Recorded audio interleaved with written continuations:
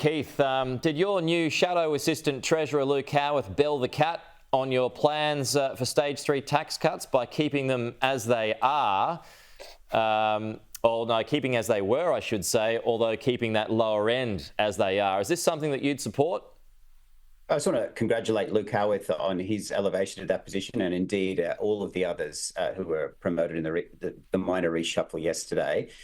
Luke's just making the obvious point that bracket creep is still an issue. When you are living in a high inflation economy and you have multiple complex brackets, by design, Australians are going to be on the fast track to paying more tax. And he wants to turn his mind to that. As we've said many times, we will present our considered tax policy to the public before the election. Makes sense though, doesn't it? I mean, I know this has been spoken about before, but I mean, is that a way to blunt the Labor argument? Well, we're going to do our homework and present a credible policy going forward on tax reform that addresses bracket creep. Bracket creep is the thief in the night that affects every Australian, and we must look at it, and this government is not looking at bracket creep. What about his other argument, chipping off your super to pay for your first home? Is that a way to get into home ownership? It's a previous plan of yours? Next to cost of living, home ownership is a serious issue, and all consideration should be on the table. Go for it. Go for it, Keith.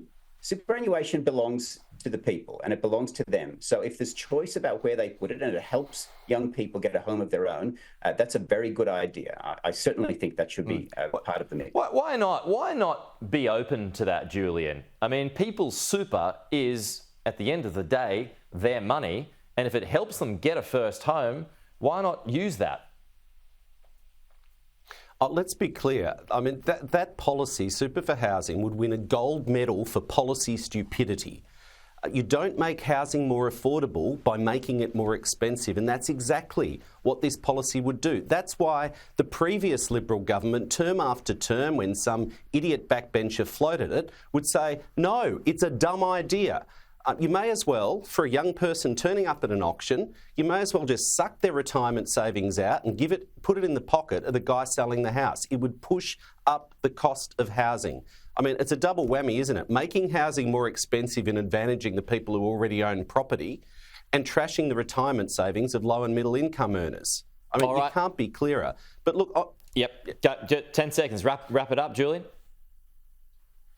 I mean, if Luke Howarth is the answer, God help them, what's the question? I mean, they pre-selected another bald bloke in a blue suit in Cook, and, I think Keith said the right thing on that. Why can't you pre-select women? But, I mean, really, Peter Dutton's obviously desperate. He's promoted a whole bunch of people. He said it yesterday, actually. He's promoted a whole bunch of people into assistant minister jobs that don't even exist. Keith, he's got far more than you can ever have in government. Why didn't you get a Guernsey, Keith? Julian started off quite polite and considered, and he's really gone into crazy town himself this morning. I think we've pre-selected an amazing candidate in Simon Kennedy in Cook. He will have an enormous contribution to make in the parliament. Why can't you pre-select a woman, ever?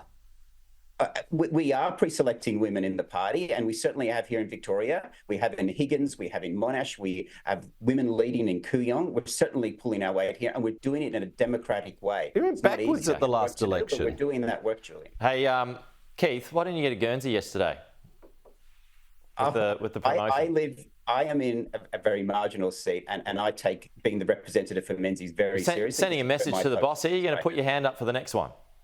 No, my job is to represent the people of Menzies in the parliament, and you cannot take that for granted, and I don't take them for granted. Okay, fair enough. Julian He's Keith. Smarter and a lot less weird than most of them, I'll give him that. We got to go. Julian Keith, talk to you next week.